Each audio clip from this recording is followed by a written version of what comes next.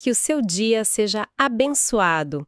Hoje nós vamos mergulhar juntos nas ideias de um livro chamado Discipulado Começa com Contemplação, do autor Samuel Whitefield. Um livro fascinante. Muito.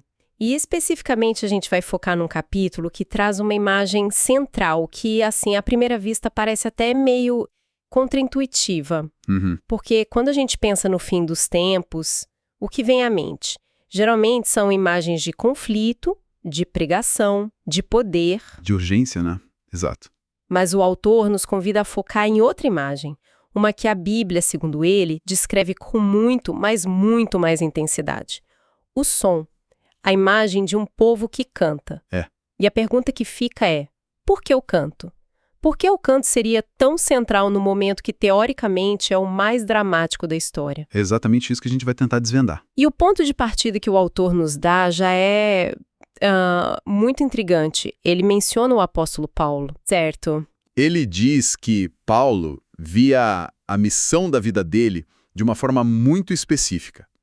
Para Paulo, o objetivo da vinda de Jesus e, por consequência do próprio ministério, era fazer com que as nações, os gentios, cantassem a Deus. Cantassem. Não só acreditassem, mas cantassem. Exatamente. Ele lia os profetas do Antigo Testamento e via ali uma promessa clara de um louvor assim extravagante, que um dia ia explodir por toda a terra. Isso já é uma mudança de perspectiva enorme. A gente geralmente pensa na missão como pregar, converter, plantar igrejas. Sim, são as métricas que a gente costuma usar. Isso. Mas Paulo, segundo o autor, via o canto das nações como grande objetivo final. Mas por quê? É só tipo uma atividade a mais? Não, e aí que está o ponto fundamental. O autor argumenta que essa ênfase toda no cântico é um indicador de algo muito mais profundo. Que seria? A maturidade da igreja. Ele usa umas palavras bem fortes, descrevendo essa igreja do fim dos tempos como deslumbrante, espetacular. Caminhando em santidade e vestida de boas obras. Eu anotei essa parte. Isso. Então, o canto, nesse cenário, não é só uma música. É como se essa maturidade, essa glória da igreja, simplesmente transbordasse em forma de som. O canto é o som que essa maturidade faz. Entendi. O canto é a evidência, não o objetivo em si. É a consequência de uma igreja que chegou num lugar de profunda beleza e santidade. Exato. E o que eu achei fascinante é que o autor não descreve esses cânticos de uma forma genérica.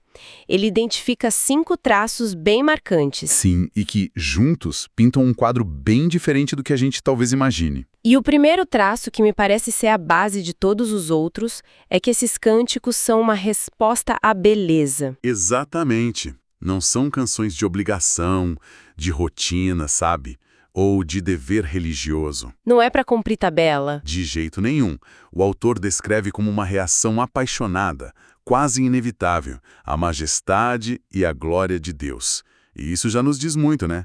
Diz que a igreja do fim dos tempos vai estar tão focada em quem Deus é, tão maravilhada, que o canto vai ser como um reflexo, quase um instinto. E faz todo sentido que, partindo daí, a segunda característica seja o foco total na pessoa de Deus. Claro. Se o canto é uma resposta à beleza dele, é natural que as letras, a intenção, a energia da música, tudo aponte para ele. O autor até sugere que essa igreja será uma profunda estudiosa de Deus. A teologia, o estudo, a meditação, tudo isso não vai ser só acadêmico, vai virar combustível para a adoração. Combustível. Gostei dessa palavra. E esse combustível gera calor. Por isso, a terceira característica são cânticos emocionais. Ah, sim. A fonte fala de um amor profundo, um desejo intenso por Deus. Não é um louvor frio, distante ou puramente intelectual.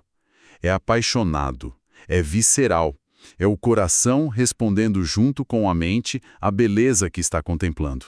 O que nos leva à quarta característica que, para mim, foi a mais chocante de todas. Acho que sei qual é. É que esses cânticos são marcados por alegria e louvor.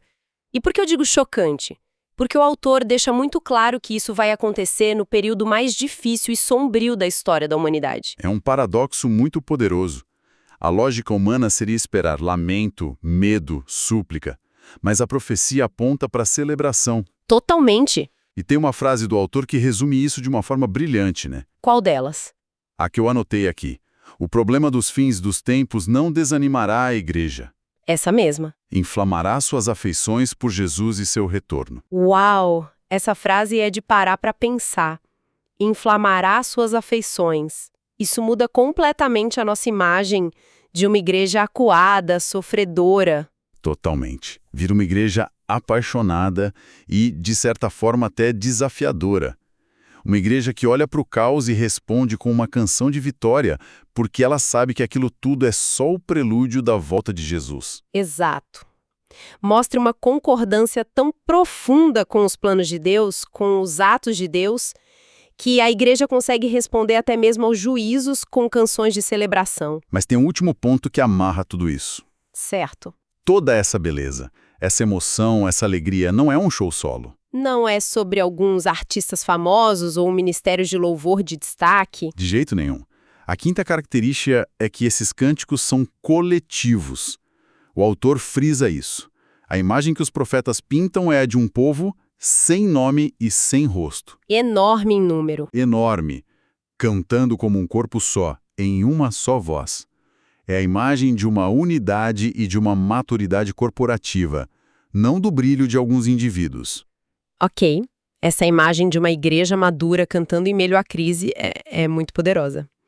Mas a análise dá um passo além. E é aqui que as coisas ficam realmente práticas para a gente. O autor argumenta que as profecias, como essa sobre o canto, não são apenas previsões para a gente assistir de camarote. Elas são, na verdade, convites. Convites à parceria. Isso muda tudo na forma como a gente lê a Bíblia, principalmente os textos proféticos. Como assim? Muda tudo. A ideia é que a gente não é espectador passivo da história. O autor usa o exemplo mais conhecido. A Bíblia diz que Deus quer um povo de todas as nações. Certo, a grande comissão. Isso. E, por causa dessa profecia, a igreja se move. A gente envia missionários, traduz a Bíblia. A gente não cumpre a profecia sozinho, claro que não. Mas participamos ativamente com Deus para que ela se realize. A profecia inspira a nossa missão. Entendi, a profecia não é um spoiler, é um briefing de missão. Boa analogia. É um briefing. Então, como essa ideia de parceria se aplica a essa profecia específica sobre o canto? Como que a gente participa disso? Não é só esperar que um dia magicamente todo mundo comece a cantar. Exato. E para ilustrar, a fonte nos leva a 2 capítulos do profeta Isaías. O primeiro é Isaías 24. Esse capítulo é pesado. Pesadíssimo. Ele descreve um cenário de desolação total na terra, a linguagem é forte, a terra planteia e murcha, a maldição consome a terra, a alegria dos tamborins cessou. É um quadro de silêncio e tristeza, um silêncio ensurdecedor, né? Mas é no meio desse caos todo que a profecia dá uma virada de 180 graus, é uma virada abrupta e chocante. No meio da escuridão, Isaías prevê um povo que canta. Ele diz: eles levantam a sua voz, eles cantam de alegria, pela majestade do Senhor eles clamam do oeste. Dos confins da terra ouvimos cânticos de louvor, de glória ao justo. É impressionante, quando todas as canções do mundo se calam, uma nova canção surge. Esses tipos de canções? Isso. E mais, o nosso discipulado está formando pessoas capazes de cantar na hora mais sombria da história? Porque não adianta esperar que os compositores criem essas músicas do nada. Se a igreja não estiver vivendo essa realidade de contemplação, a música vai ser vazia. Exatamente. E o segundo exemplo de Isaías 42 é ainda mais direto. O profeta dá uma ordem: cantai ao Senhor um cântico novo, o seu louvor desde a extremidade da terra. A instrução é para que o canto venha de todos os lugares, né? Dos desertos, das cidades, dos topos das montanhas. Sim, é global. Mas a parte mais intrigante é o que vem depois. O autor aponta para o que ele chama de ligação poética.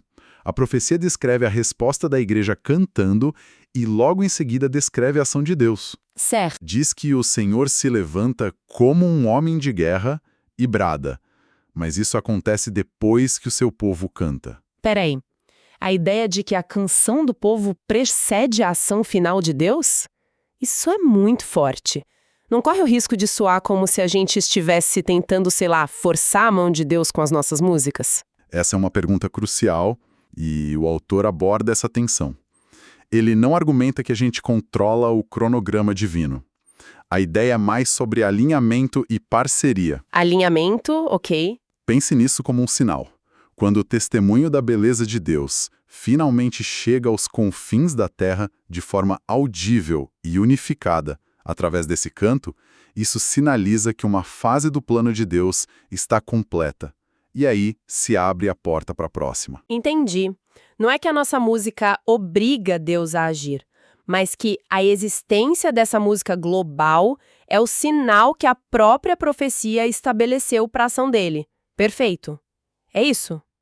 Por isso a mensagem implícita que o autor tira é: se você anseia pela volta de Jesus, cante sobre a beleza dele em todos os lugares da terra. É um chamado à ação bem claro. Precisamente. É um chamado para a gente participar ativamente na criação desse ambiente profético. Ok, então essa ideia de alinhamento, de parceria, de cantar para que a profecia se cumpra, como isso se traduz na prática, na vida de quem está no meio da pressão? Como essa teologia toda vira vitória no meio da crise? É aí que a análise nos leva para o clímax, no livro de Apocalipse, capítulo 15. O apóstolo João tem uma visão. Ele vê aqueles que venceram a besta, a sua imagem, o número do seu nome, ou seja, são pessoas que passaram pela maior provação que se pode imaginar. Elas estão de pé. E o que elas estão fazendo? Elas estão com harpas nas mãos, cantando. Cantando. E a letra da canção deles é... Reveladora. Sim. Grandes e admiráveis são as tuas obras, ó Senhor Deus Todo-Poderoso. Justos e verdadeiros são os teus caminhos, ó Rei das Nações. Continue. Quem não temerá ao Senhor e não glorificará o teu nome, pois só tu és santo. É impressionante, a letra não fala nada sobre a besta que eles acabaram de vencer. Nada. Nada sobre a luta deles, o sofrimento, a perseguição. É 100% sobre Deus. E essa é a grande virada de chave. A fonte da vitória deles está revelada na canção. O autor mostra que o poder para superar a crise não veio de uma força interior, de uma resiliência sobre-humana. Veio do que eles estavam vendo. Exatamente. O foco deles estava totalmente para fora, na grandeza de Deus, não para dentro, na sua própria capacidade de resistir. E é daí que o autor tira a sua conclusão mais forte. A de que a maior ferramenta para a superação é a capacidade de contemplar a Deus. Isso é radical. É radical. Porque a nossa reação natural, a minha pelo menos, quando enfrento uma dificuldade, é focar no problema. Tentar resolver com a minha força, minha estratégia. E aqui a proposta é o exato oposto. O oposto. O primeiro passo para a vitória é desviar o olhar do problema e fixá-lo na grandeza de Deus. É um exercício de fé pura. Um exercício de fé que se torna a nossa maior arma. A chave para vencer o pecado, o sofrimento, o medo, segundo essa análise, é ter uma visão de um Deus que é grande, majestoso, justo e verdadeiro.